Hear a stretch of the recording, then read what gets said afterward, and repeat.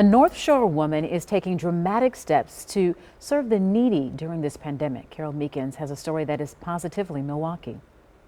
She's a mom, a wife, and executive director who lives in the North Shore. So why did she leave her family during the COVID-19 pandemic and move into a homeless shelter? It's all about her selfless determination to help others. Hebron Housing Services in Waukesha. It's more than a refuge for the homeless. We are not just providing a roof over somebody's head. We're really helping figure out what the root of the problem is. It's a place where people care. I wish we were able to serve more people and get them off the streets and help them on their journey. Where the staff sees solutions.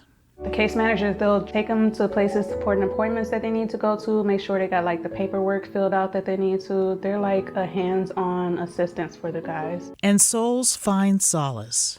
When you're standing out there and you're cold and you're not eating, not knowing where the resources are can be just as hard. And there's something else extraordinary you'll discover at Hebron Housing Services. People who are homeless are just like you and me. They have a passionate leader in Maureen Atwell, a former assistant district attorney. She's a powerful advocate for the homeless. They are in the most vulnerable stage of their life. Atwell is so dedicated during the COVID-19 pandemic, she moved into the shelter she oversees. Hebron Housing Services is now at full capacity. The staff is strained.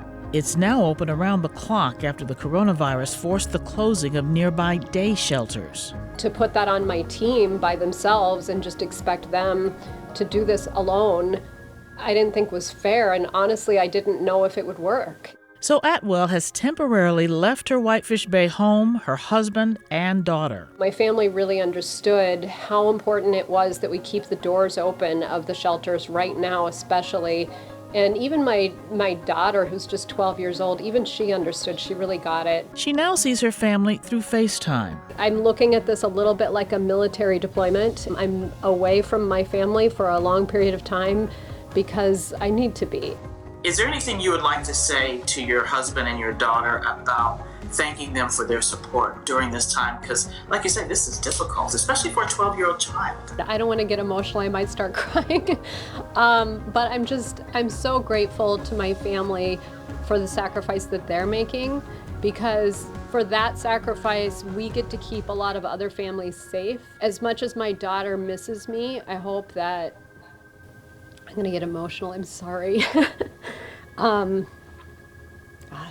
I hope that one day she looks at this and understands what it means to serve others and understands what it means to make a sacrifice. And I hope that she is inspired by this and that she remembers this time. Well, you're teaching her probably the best lesson she'll ever have in her life. This is a wonderful opportunity to see what people can be and how people can help.